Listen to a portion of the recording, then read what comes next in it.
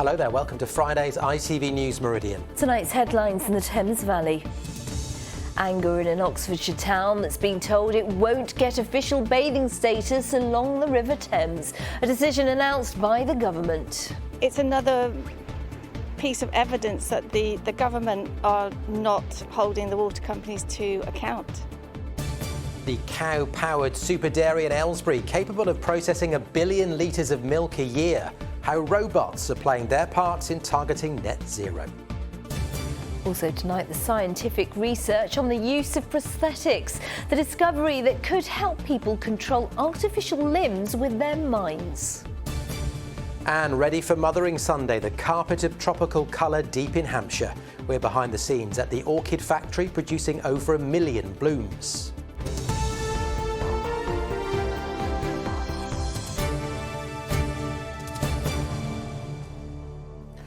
Good evening. People in an Oxfordshire town say a section of the River Thames that runs through it will not be given bathing water status. Wallingford Beach sees hundreds of swimmers in the summer months and has all the necessary facilities. But its application to get official bathing water status has been rejected by the government department in charge with no reasons given. Charlotte Breer-Edney has our story. Taking the plunge can mean taking a risk. Wild swimmers in Wallingford know how cold the water is, but not how clean it is. We were desperately wanting to get bathing water status. The beach has become an absolute magnet for people all around the area to come and swim. But we do have the problem of sewage. On a chilly day in March, only a few brave these waters. But come summer, the beach is often packed. That's why the refusal of bathing water status here has baffled so many. Devastated and totally flummoxed. I just can't believe it. We had everything. And it is absolutely bewildering and devastating. It's another piece of evidence that the government are not holding the water companies to account. Official bathing designation means the Environment Agency regularly tests the river and can compel water companies to take action. Signs will tell swimmers how clean the waters are, like at Port Meadow in Oxford, which became only the second place in the country to achieve it. Only 14% of rivers are in good ecological condition, and a parliamentary report has revealed the government is not on track to meet its own goal of getting all rivers to a good standard by 2027. And it's not just about swimming. Dirty rivers are bad for biodiversity, bad for wildlife and bad for nature. The government maintains it's committed to improving water quality and denied any involvement from water companies in the decision. The Department for the Environment and Rural Affairs told us when selecting new sites for potential bathing water designation, we consider how many people bathe there, if the site has suitable infrastructure and facilities, and if measures are being taken to promote bathing. But DEFRA refused to say where Wallingford is falling short, leaving many wondering if something else is afoot. So you think this is a wider problem than just here in Wallingford? Absolutely it is. We know that many communities up and down the country applied for bathing water status for their rivers last year, and like us, they were refused by the Secretary of State with no reasons given. You know, the government says that they're committed to cleaning up our inland waterways, and yet this just highlights, as far as I'm concerned, that they have no real commitment to cleaning up our rivers at all. The message to government is that when it comes to protecting our environment, it's now sink or swim. Charlotte Breer-Edney, ITV News, Wallingford. Senior Tory and Winchester MP Steve Brine is being investigated by Parliament Standards Commissioner over paid advocacy and a declaration of an interest. He is the current chairman of the Commons Health Committee. The investigation follows claims he lobbied the head of the NHS on behalf of a firm for which he was working as a paid consultant. The details were revealed in leaked WhatsApp messages from former Health Secretary Matt Hancock, published by the Daily Telegraph. There are calls for Mr Brine to step down from his role on the committee. He's been approached for comment. 2 men have been convicted after a number of keyless car thefts in and around Bracknell. 22-year-old Charles Borroman, who's pictured, and 20-year-old Corey Heath both pleaded guilty to 1 count each of conspiracy to steal motor vehicles. Borroman also pleaded guilty to possession with intent to supply Class A and B drugs and was sentenced to a total of 6 years and 3 months in prison. Heath was given an 18-month suspended sentence in order to undertake 18 hours of unpaid work. The high-value thefts happened between May and September 2022. A 24-year-old has been jailed for more than 3 years for supplying drugs in Aylesbury. Jamie Heritage pleaded guilty to supplying cocaine. He was caught by officers during a drug deal. Heritage was subsequently arrested and his home searched. Cocaine wraps were found, along with a mobile phone and a quantity of cash. Another day of strike action is set to take place tomorrow by the RMT union. Members at South Western Railway, Chiltern and Great Western Railway will be walking out over pay and working conditions. The government says it's made a reasonable pay offer. Passengers are being advised to check before they travel because services will be limited. Now, we all know that milk comes from cows, but do you wonder how it gets from the farm to your bowl of cereal? Well, Aylesbury is home to one of the world's largest fresh milk processing plants and can process 1 billion litres of milk a year.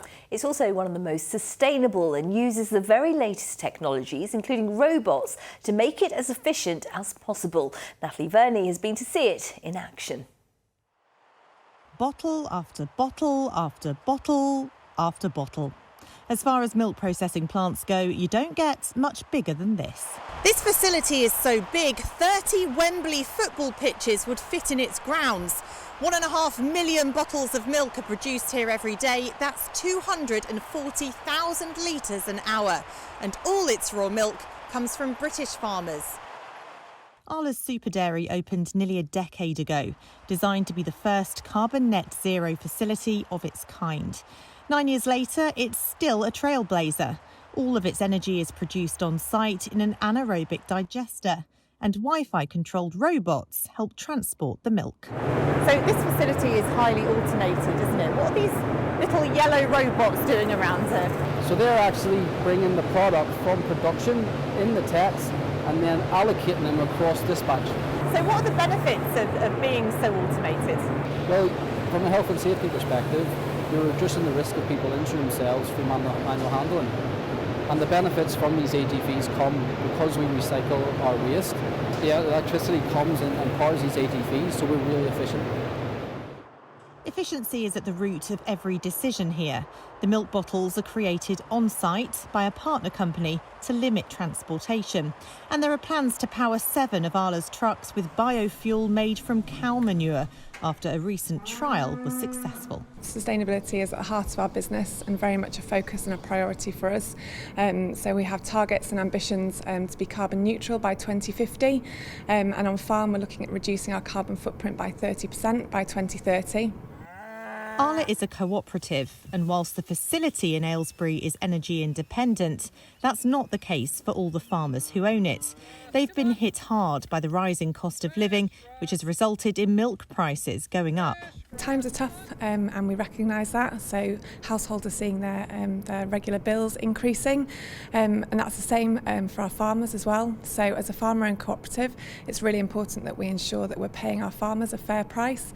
On farm, we've seen costs rising by over 50% since 2021, and as a result of that, we've had to ensure that we're paying them a fair price, and that's resulted in the prices in store increasing.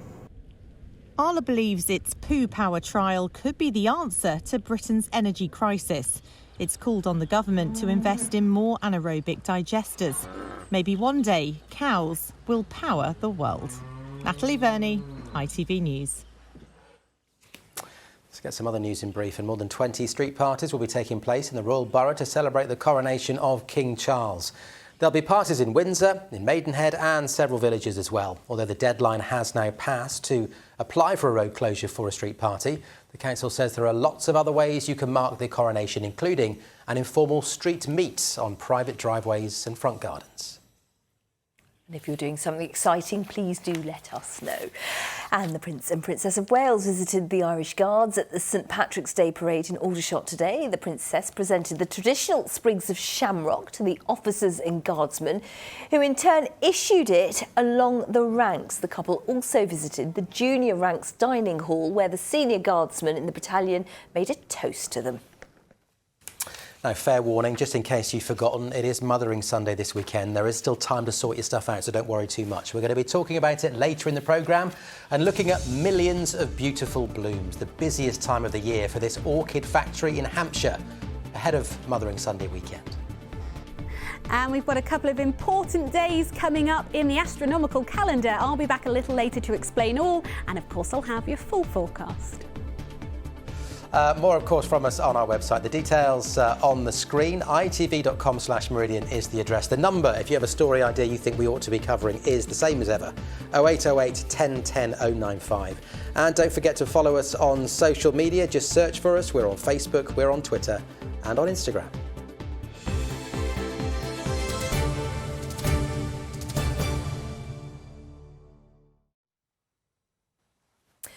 Next, the scientific research that's changing our understanding of how the brain sends signals to the hands that could help people in the future. Well, scientists say the discovery could pave the way for people to eventually control prosthetics with their minds. Well, those who live with limb difference and have seen many advances in prosthetics say they think the future looks good. With more, Emily Knight.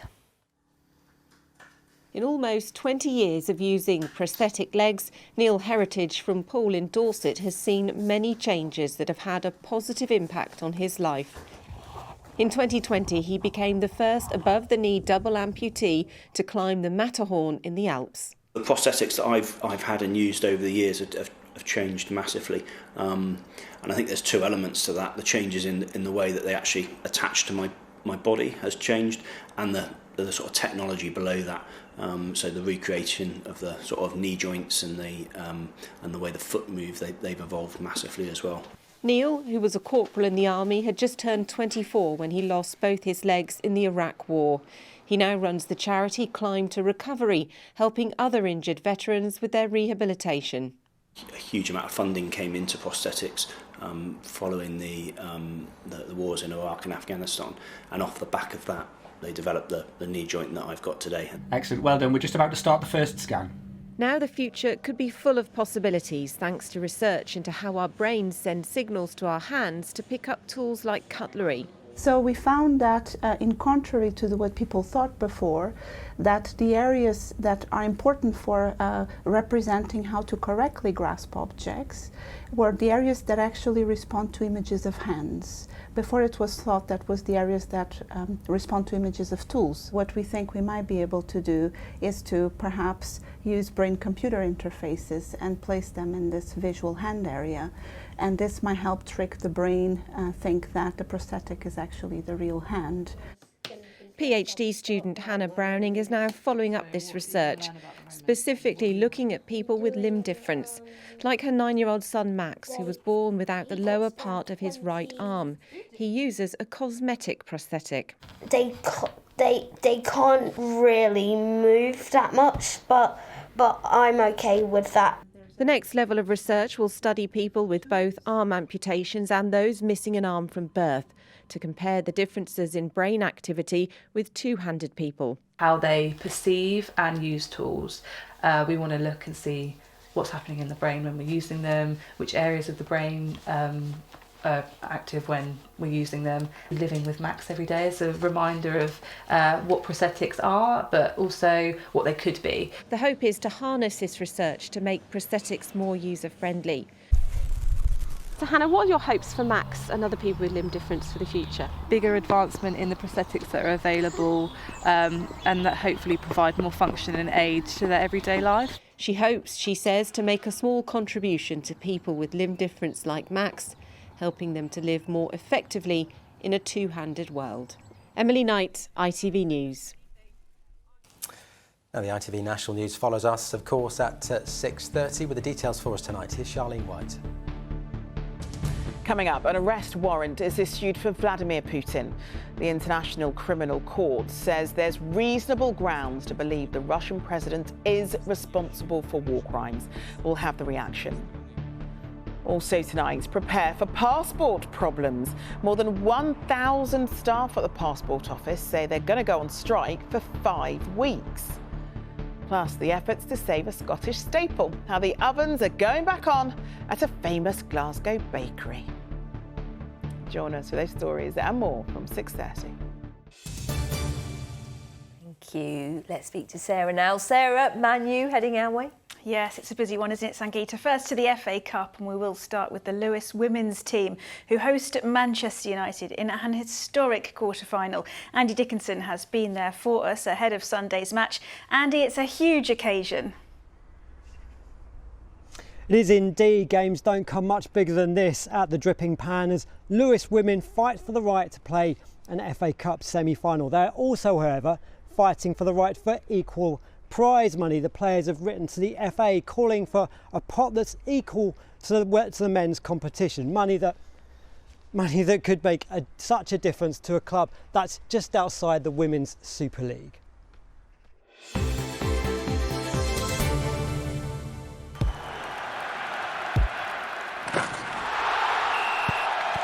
Zero Accounting Software sponsors ITV Regional Sports Report. Here's Mason, 1-0! The first of 6 goals as Lewis thrash Cardiff to reach the FA Cup quarter-finals. A club no strangers to history, the first to pay women and men equally, but now set to welcome Manchester United to the Dripping Pan for their biggest game yet. When we got drawn at home, we were buzzing, and then to bring Man U down here, we're really excited, the community's excited, and it's going to be a really good game. Mason trying to get in behind, she uses her body well. Here's Ellie Mason, can she get a hat-trick? Yes, she can! Obviously, Manchester United play in the Super League, so it's the league above us, so it's going to present new challenges that we don't face week in, week out. But largely our prep's been the same, just making sure we understand the opposition, making sure we know our game plan, and making sure we're ready to go and do that on the day. So not a lot's changed, so yeah, we're just going to kind of approach it as any game. Games like this, you don't need to build up the momentum or the excitement. It's there. It's the one that you dream of when you're growing up. So yeah, can't wait. It feels like Christmas. While the players here are paid the same, the prize money for the FA Cup is wildly different. Down the road on Sunday, Brighton's men will be playing Grimsby for a quarter-final pot worth £450,000. Here, it will be £25,000.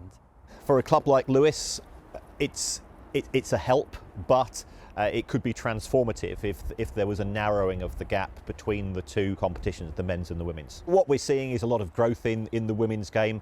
Attendances are up. We've now got dedicated TV deals. We've got dedicated sponsors of front of shirt deals. But the main focus in the women's game still appears to be on the national team, whereas in the men's game, it's equally split between the club level and the international figures. It makes me mad, to be honest. I'm at Lewis. Obviously, I'm lucky. I've been here. They've shown how it can be done. We want things to be better for girls growing up playing football. We don't want them to have to go through the same struggles that we have. We've still got girls on our team. I know we're paid equally that are working 2-3 jobs, studying alongside just so that they can play professional football. So there's still a lot that can be done. Strong ball in, gets on the head, surely in. Their bid for further equality now being read by the FA. Whatever the money, it could be a storming weekend for cup football in Sussex. Get her first goal, she can!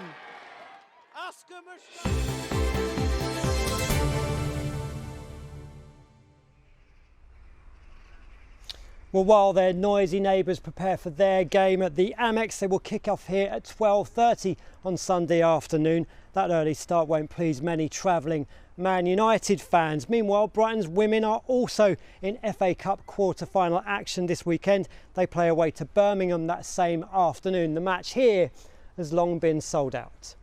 Not surprised. Andy Dickinson at Lewis, thank you.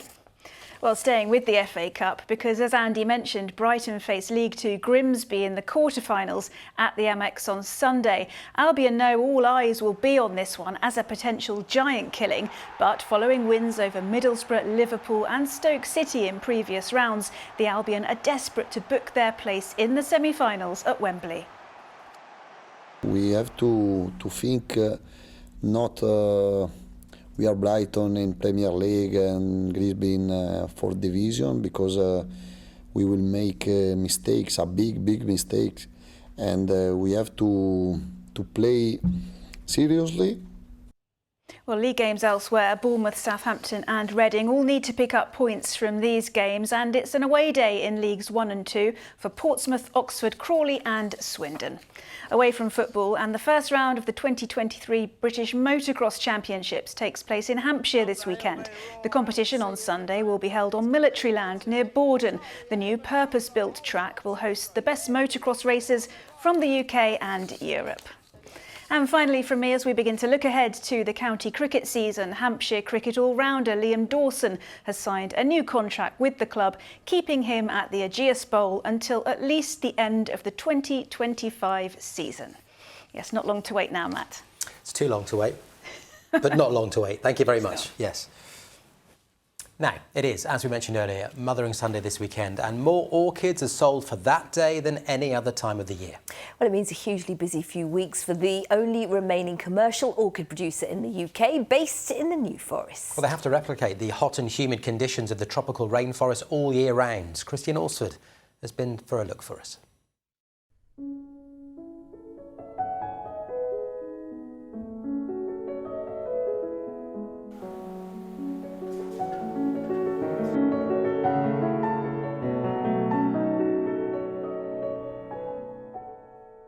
All year round, this nursery in the New Forest produces a unique carpet of colour as far as the eye can see. We have about 1.5 million orchids growing in our glasshouses at any one time. We're the only commercial orchid grower left in the UK now. Other orchid growers have closed, or they've changed to growing other crops over the last few years as the costs have gone up, and luckily we're of enough scale that we can be efficient and we can compete with orchids from Holland. The beauty may be on an industrial scale, but it's undoubtedly best seen up close.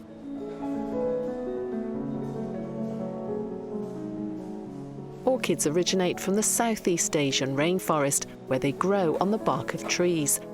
Replicating the hot and humid conditions in New Milton means plants begin life in glasshouses heated to 30 degrees. Every week, tens of thousands are moved out of this so-called hot zone to different conditions in a huge transfer operation. This is our cool zone, so the plants come into here after we've been growing them for about 6 months. This glasshouse is about 10 degrees cooler than the hot zone. The drop in temperature gives the plant a shock, and that makes it start flowering because it thinks it's dying, so it needs to reproduce. How long does it then take once it's been given that shock? From this point, it takes another 20 weeks to get them ready to sell. Every single orchid is staked and graded for quality by hand. Sushi restaurant style conveyor belts help speed up the process. And in the run-up to Mother's Day, the small team at Double H Nurseries get through more than 7,000 a day.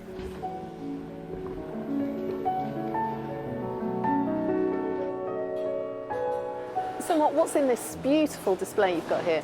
Yeah, so this is many of the commercial 80-plus varieties that we grow. And something like this beautiful veining, how's that created? Well, originally the wild orchids would have been white, so that's a genetic mutation that's come along and the breeders have spotted and added it to their breeding program. And these ones at the end, they're something different again, aren't they? They are, so these are the ones that we don't yet have in production, but we're testing them. We're looking out for new things like this colour combination where you've got white, yellow, orange and pink, or a completely different flower form where the mouth of the flower has opened up to create a big lip. And how long does it take to create something like that from beginning to actually being in the shops? Well, anything up to 8 years from the original cross to a commercially available variety. Yeah, got to be patient to grow orchids. You do indeed. Though orchids have a reputation for being difficult and fussy plants, the experts here say they actually thrive on neglect. And the #1 tip to ensure they'll be at their beautiful best for months to come is simply to avoid overwatering. Christine Osford, ITV News. Beautiful. Very relaxing, that. I was, yeah. Sorry, I've got to get back into it now. Let's talk about the weather. It didn't matter there because they were all indoors, but Pip's here. It's a significant day tomorrow, is that right? Yeah, that's right. So the astronomical calendar, we're all pretty familiar with the equinox, which is going to happen on Monday. But before we get there, we've got its slightly lesser known cousin, the equilux. What's the difference? Well, let me try to explain. So the equilux will happen tomorrow. Equilux meaning equal light. And what we're looking for is a 24-hour period where the day and night are of equal length. It's based on sunrise-sunset time. So tomorrow, the sun rises here in the south around 6:13 in the morning, sets around 6:14 in the evening. So it's almost bang on 12 hours. That's what we're looking for the equilux. The equinox, meanwhile, a far more global affair. It's when the sun passes directly over the equator, and it's a moment in time rather than a 24-hour period. It's going to be 9:24 p.m. on Monday, wherever you are in the world.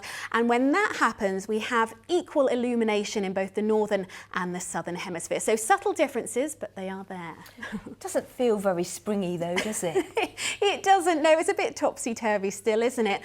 We are in early spring, so we've still got a long way to go, but the temperatures are generally trending upwards on the whole. Over the next few days will be double figures by day. Still some hints of frost at times overnight and still some wet and windy weather to come as well. But lots to play for. There's a long way to go. Things going in the right direction. So says Pip. Here's your full forecast.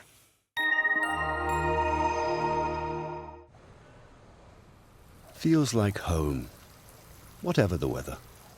Valent Boilers and Heat Pumps sponsors ITV Meridian Weather. Well, with the weekend almost upon us, it is looking a little on the changeable side. Certainly for Saturday, a mixture of sunny spells and showers. Sunday altogether drier, but I suspect after a bright start becoming a little more cloudy. And certainly we've got a fair bit of cloud feeding across the region this evening and tonight. That will be accompanied by a fair few showers as well. But with the southerly breeze, it will be another mild night. In fact, temperatures for most of us staying up at around 9 or 10 degrees Celsius. Very mild for the time of year. Tomorrow morning then, a largely cloudy start, showers on the scene from the word go. I suspect as we head into the afternoon we'll keep a fair few showers, but we should see more in the way of sunshine coming through. Just worth noting though, the winds will be light, so if you catch a shower it could be quite slow moving, taking its time to clear. But conversely, in the best of the sunshine with those light winds, not feeling too bad at all. Highs tomorrow quite widely 12 or 13 degrees Celsius. One or two of those showers on the heavy side, perhaps a little hail or the odd rumble of thunder too. These are the times of high water for tomorrow. Then for Ventnor there, 8:05 in the morning and then 8:48 in the evening. Now those showers will continue on and off into Saturday evening. Then they'll fade overnight, and actually by the time we get to Sunday morning, under clear skies we could have a few pockets of frost. That should soon melt away though, the sunshine getting to work. A drier day all round to end the weekend. Valent sponsors ITV Meridian Weather. In just a moment, we've got the ITV Evening News with Charlene White. But that is it from us for tonight and this week. Thank you very much for watching. Have a great weekend. We'll see you soon. Happy St Patrick's Day. Bye-bye. Bye-bye.